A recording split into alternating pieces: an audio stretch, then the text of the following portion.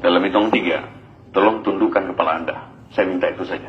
Dan tidak ada yang berbicara lagi. Sebentar saja. Setuju? 1, 2, 3. Tundukkan kepala Anda.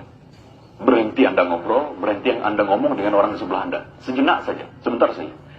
Hari ini saya ingin Anda menghadirkan wajah perempuan mulia bernama Bunda, bernama Ibu, bernama Mama ke tempat ini sekarang.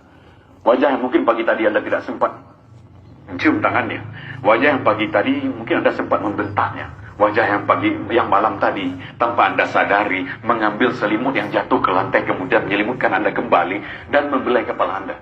Sembari berdoa pada Tuhan, ya Allah, tolong jaga anak saya ya Allah. Sambil berdera air mata dia selimutkan Anda, dia belai wajah Anda tanpa Anda sadari.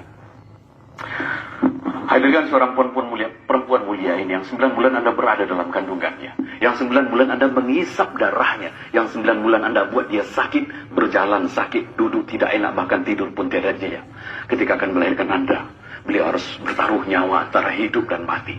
Darah, keringat, air mata bercampur menjadi satu mengering kelahiran Anda ke dunia. Ketika Anda lahir dengan selamat, satu persatu jari jemari Anda dielus, dibelai ibu, dibelai mama, dibelai bunda. Sembari terus berdoa pada Tuhan, ya Allah, panjangkan umur anak hamba ya Allah. Ketika malam tiba, sang ibu tidak tidur sepanjang malam. Beliau tidak rela. Andai kata 1 ekor nyamuk pun menggigit tubuh Anda. Malamnya yang panjang berlalu, sering tetesan air matanya terus berdoa pada Tuhan untuk Anda. Terkadang lebih banyak nama Anda yang disebut dalam doanya dibanding dengan untuk keselamatannya sendiri. Kadang dia sakit di pinggang, ngilu di bahu tidak dihiraukannya, agar bisa melihat Anda tidur dengan nyenyak sepanjang malam. Ketika di penghujung malam Anda terbangun, Anda tahu siapa yang mengambil Anda. Anda tahu siapa yang menimang Anda, sembari bacakan Anda salawat kecuali ibu Anda. Salatullah, meskipun penat di bahu, meskipun badan teruyung-uyung, meskipun ngantuk begitu berat, tapi yang sang anak, dan itu adalah diri Anda, terus ditimang sampai Anda kembali tertidur dengan nyenyak, sampai kembali diambilkan selimut yang hangat. Tidurlah nak. Ketika pagi tiba, seorang bunda, seorang ibu bangga sekali mengenalkan Anda pada tetangga Anda. Bangga sekali, inilah anak saya, inilah anak saya.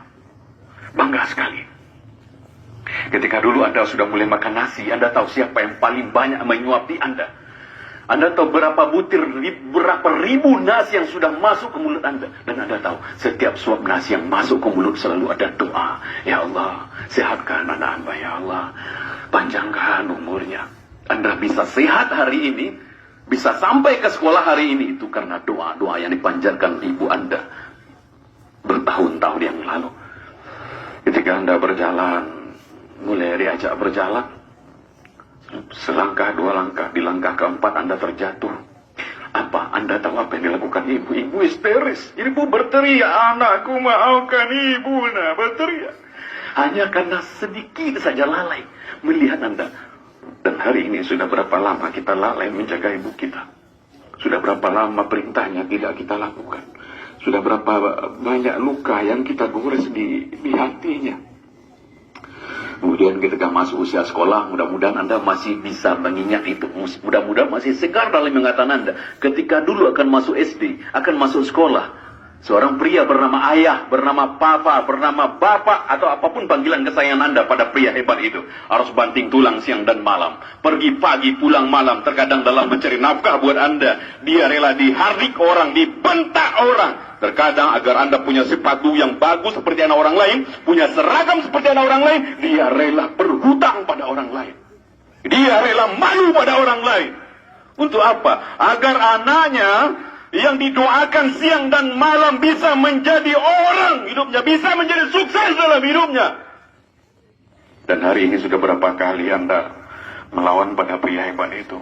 Sudah berapa kali Anda tidak melaksanakan perintahnya? Sudah berapa kali? Astagfirullahaladzim. Perbanyak istighfar anak-anak semuanya.